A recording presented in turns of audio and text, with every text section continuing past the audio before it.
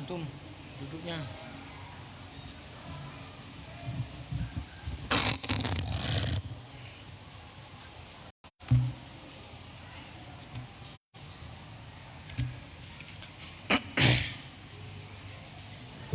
Assalamualaikum warahmatullahi taala wabarakatuh.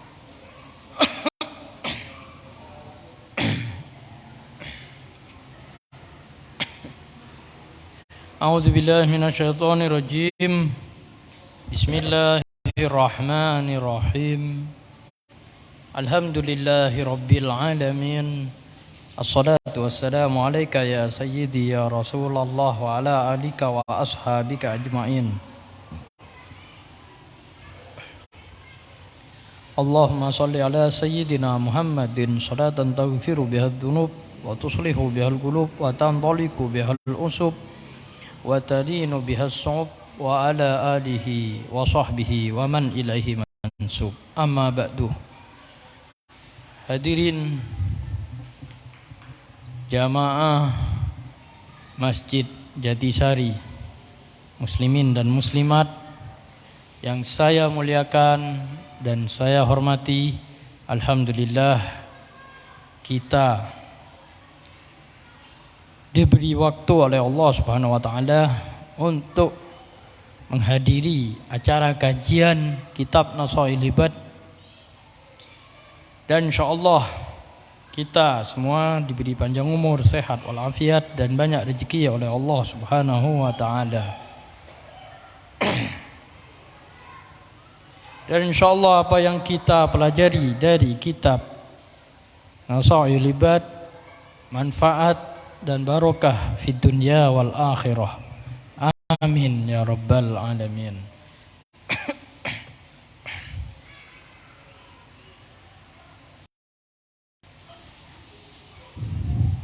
Kita akan meneruskan, yakni melanjutkan dari pertemuan Senin yang lalu. Dalam seminggu yang lalu, tentunya pertemuan sebelumnya sudah kita mempelajari dari hadis Rasulullah sallallahu alaihi wasallam tentang sesuatu yang menyelamatkan, kemudian sesuatu yang merusak manusia yang wajib kita jauhi, kemudian sesuatu penebus dosa,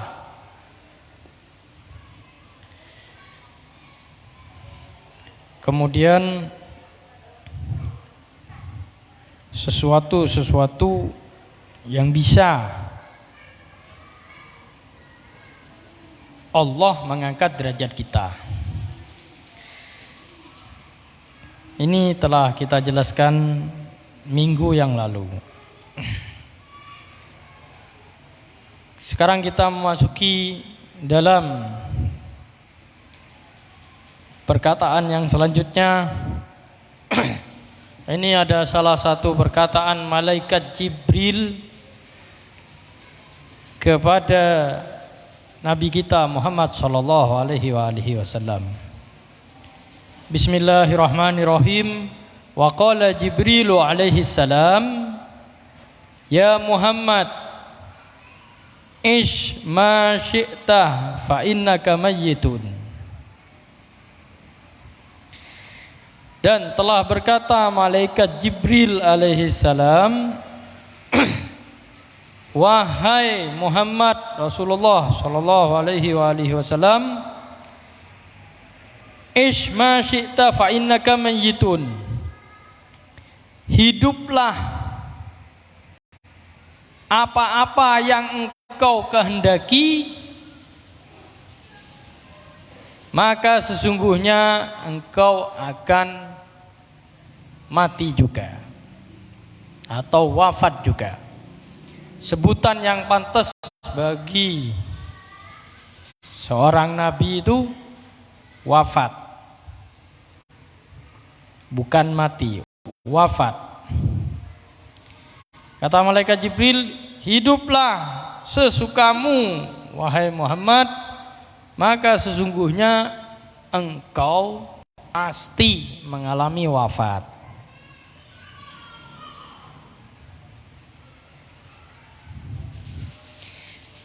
Kemudian wa ahbib man syi'ta fa innaka mufariquhu, dan cintailah siapa yang kau kehendaki, maka sesungguhnya engkau akan berpisah.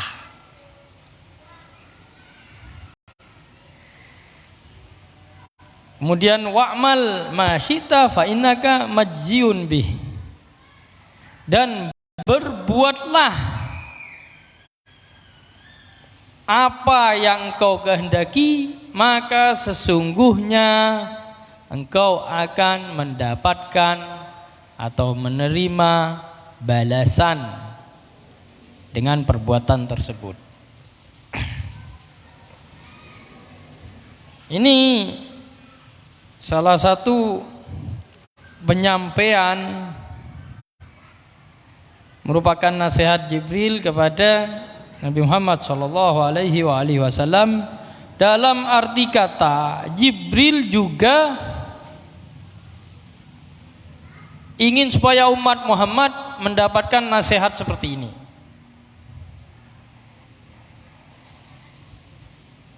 Nabi Muhammad ilmunya paling tinggi dibanding Jibril. Nah, ini Jibril ingin memberi nasihat,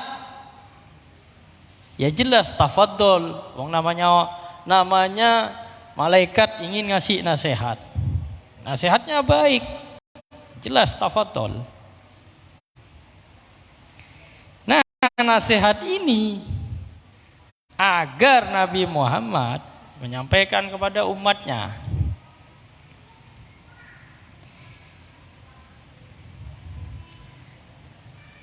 Nah, dari sini ini adalah harapan Jibril. Nah, dari sini Nabi Muhammad menyampaikan kepada umatnya, karena nasihatnya bagus sekali. Hiduplah apa sesukamu wahai Nabi Muhammad, maka sungguhnya engkau pasti akan wafat juga.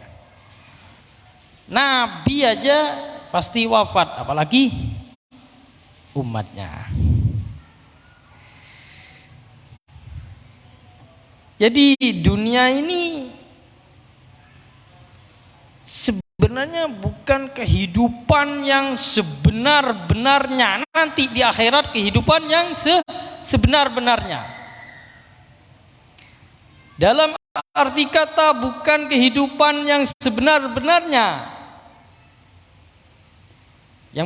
Yang bersangkut paut dengan dunia, dalam arti kata ialah kehidupan di dunia ini tidak kekal, tidak abadi. Yang kekal dan abadi adalah di akhirat. Nabi pasti wafat, apalagi umatnya. Kemudian kata Jibril, cintailah siapa yang kau kehendaki wahai Muhammad, maka sesungguhnya engkau akan berpisah.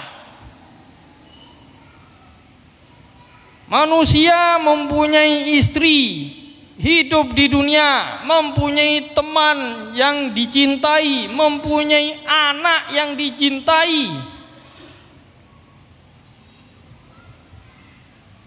Bagi seorang bapak, maka akan berpisah nanti di kuburan sendiri-sendiri. Gak ada yang membantu. Anak tidak bisa bantu ayahnya, istri tidak bisa bantu suaminya, teman tidak bisa bantu teman tersebut. Pasti akan berpisah. Dan terkadang kuburannya beda. Yang satu kuburannya di Mijen, yang satu kuburannya di Kendal. Padahal hidup sekeluarga. Ada yang seperti ini, ibarat contohnya. Pasti akan berpisah.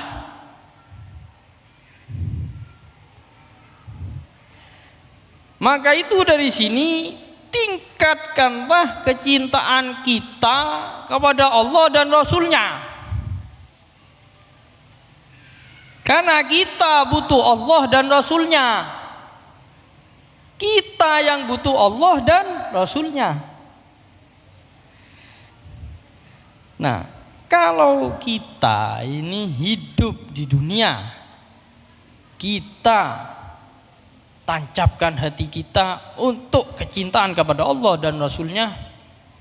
Ketika anak istri kita meninggal dunia, kita tidak akan kebingungan.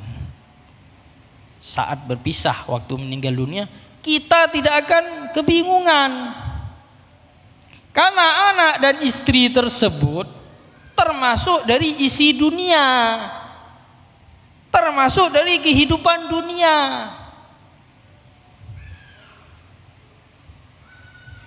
Jadi monggo lebih mencintai Allah dan Rasul-Nya ketimbang keluarga panjenengan,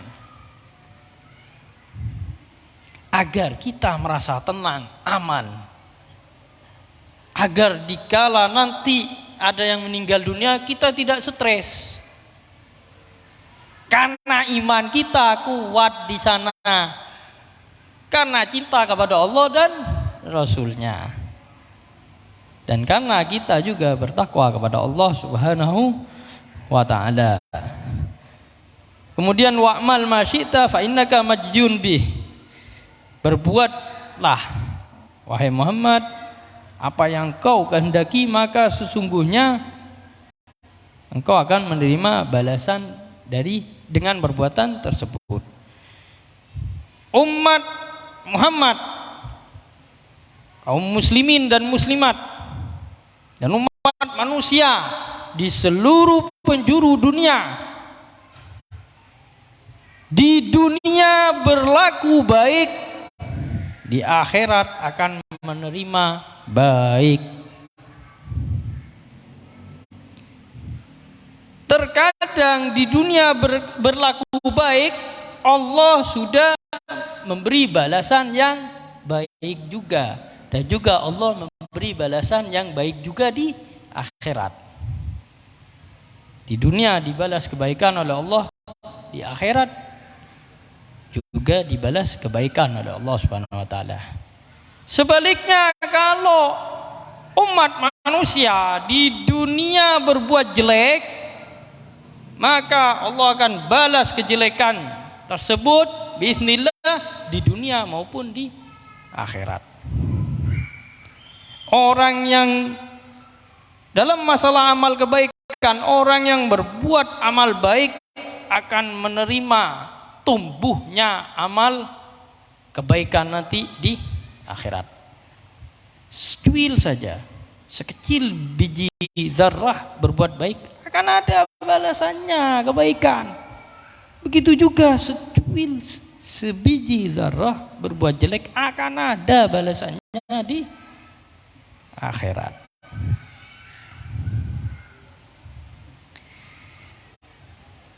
Ini bersangkut paut dengan amal kita. Kita kokohkan amal kebaikan kita agar kita mendapat kebaikan di akhirat kelak. Dan harapan kita fi dunya wal akhirah. Kemudian waqala Nabi sallallahu alaihi wasallam, salasatun nafarin yuzilluhumullahu tahta zilli arshihi yawma la zilla illa zilluhu. Al-mutawaddi'u fil makarihi wal mashi ilal masajidi fil zulami wa mut'imul ja'i. Dan Rasulullah sallallahu alaihi wasallam telah bersabda, 3 golongan Allah akan menaungi Mereka tiga golongan tersebut di bawah naungan arsy-Nya Allah Subhanahu wa taala, hari tidak ada naungan kecuali naungannya Allah Subhanahu wa taala. Yang pertama, berwudu pada waktu yang tidak disukai. Maka rih ini artinya benci sama dengan tidak disukai. Berwudu pada waktu yang tidak disukai, pada saat airnya dingin, tapi tetap berwudu, tetap melaksanakan wudu untuk sholat. Ya, saya sudah jelaskan minggu kemarin, contoh di daerah Mijen ini kadang dingin airnya. Nah, di Wonosobo sana gunung, orang yang taat kepada Allah, bertakwa kepada Allah, ngambil wudu dingin banget, tapi dia tetap taat kepada Allah, berwudu, melakukan sholat 5 waktu, dia akan mendapatkan naungan nanti di akhirat, di padang mahsyar, tidak akan kepanasan. Nah, maka itu jangan malas-malas kalau kita itu mendapatkan air yang dingin terus kita tidak menyukai.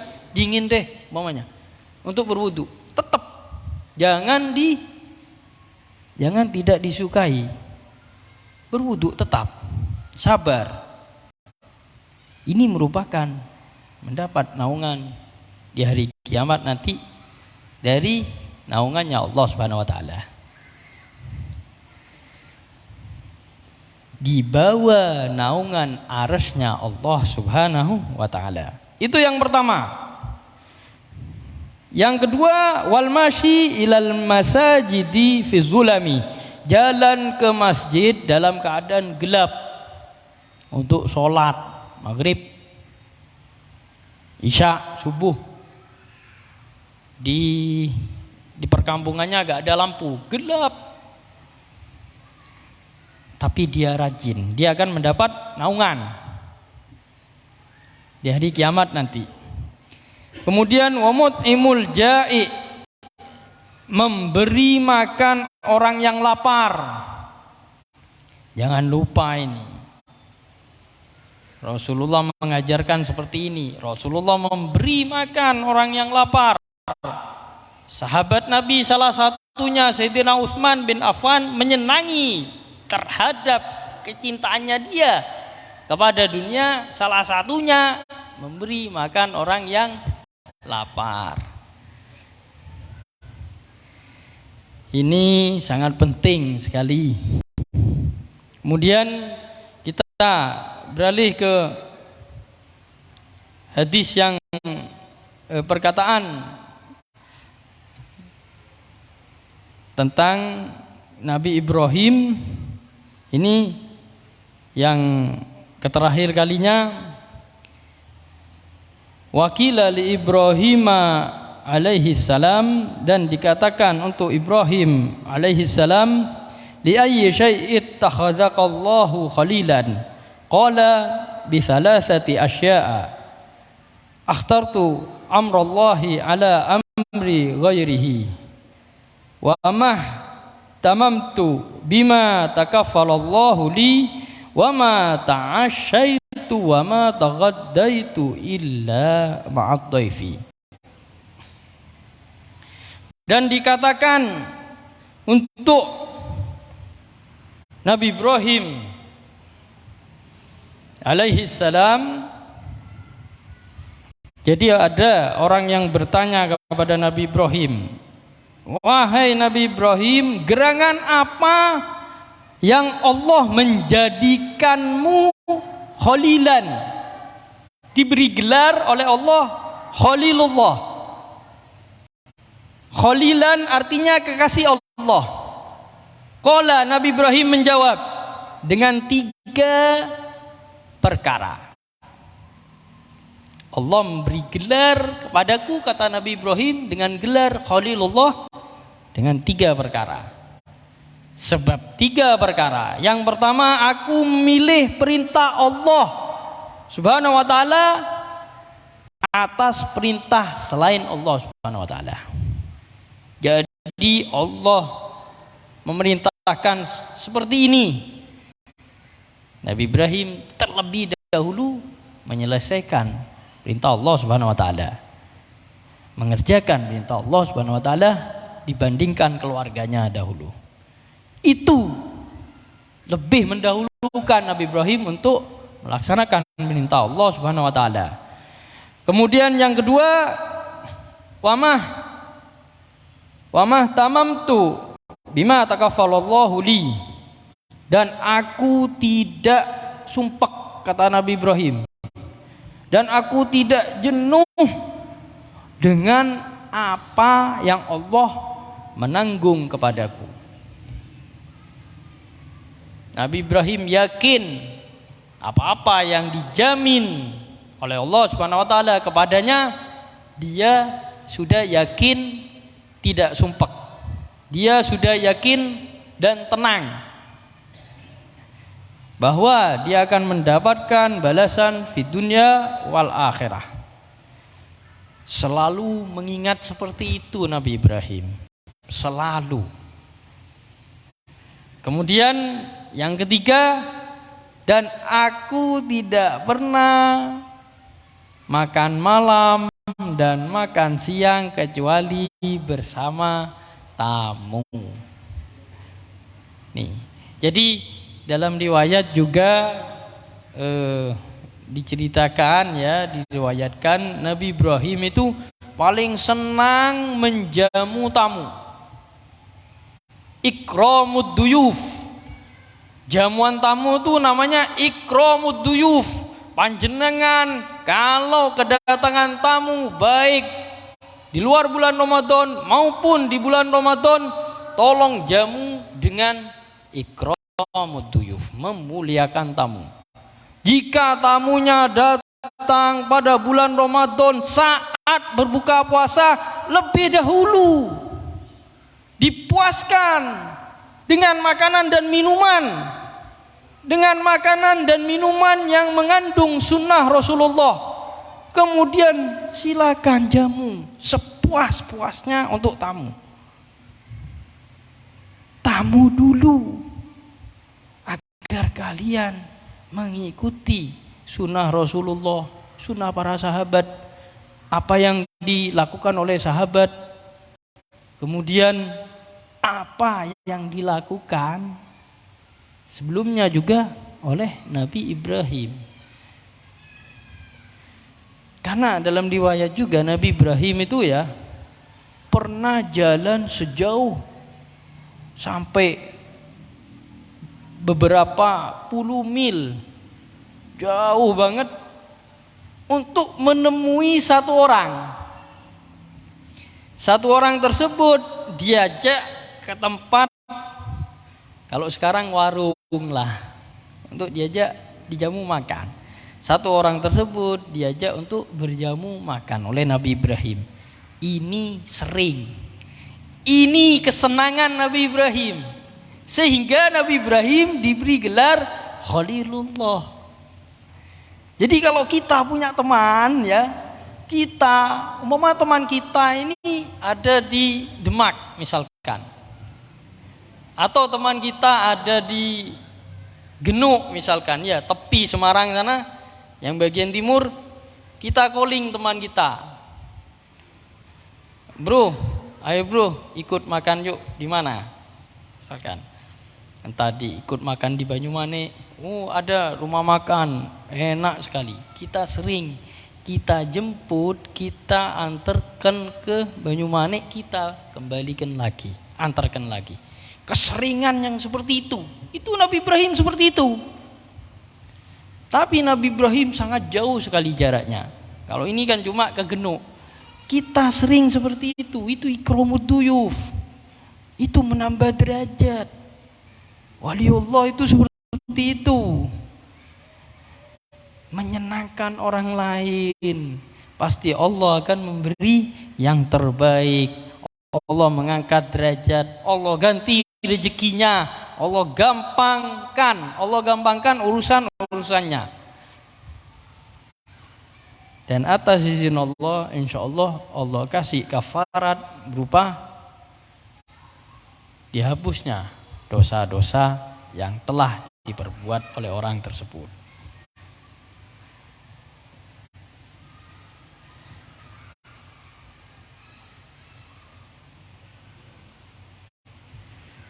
Jadi kita bisa mengambil hikmah insyaallah dari apa yang kita pelajarin dari kitab Nasaihul Hibad. Ini penting sekali, menyangkut kehidupan kita sehari-hari, menyangkut agar kita supaya diangkat derajatnya oleh Allah Subhanahu wa taala. Kita apabila menjalankan apa yang diperintahkan oleh Allah dan Rasulnya, kita dengan sendirinya kadang terlena, lupa. Nantinya kita ingat saat kita itu diangkat oleh Allah derajat kita. Di sana kita ingat, oh mungkin kemarin saya berbuat yang terbaik untuk Allah dan Rasulnya. Jadi seperti ini saya diangkat derajatnya oleh Allah Subhanahu wa taala. Kok pada senang semua ya? Tiap saya ketemu si A, si fulan, si ini, saya disenyumin, diramah tamain. Kalau kita, hubungan kita kepada Allah dan Rasulnya baik, pasti Allah akan memberi yang terbaik. Ya, ini kitab ini menjelaskan seperti ini, agar hidup itu enggak sembarangan di dunia, semua ada aturannya. Hidup kita, masalah kebersihan kita, masalah amal ibadah kita, masalah taklim kita, semua ada di dalam kitab ini. Ini kitab berisi dari firman Allah Ta'ala ada, dari hadis Rasulullah Sallallahu Alaihi Wasallam, dari kalam para sahabat Nabi Muhammad Sallallahu Alaihi Wasallam, dari kalam keluarga Nabi Muhammad Sallallahu Alaihi Wasallam, dari kalam tabi'in, para ulama aulia seperti Imam Hasan Al-Basri.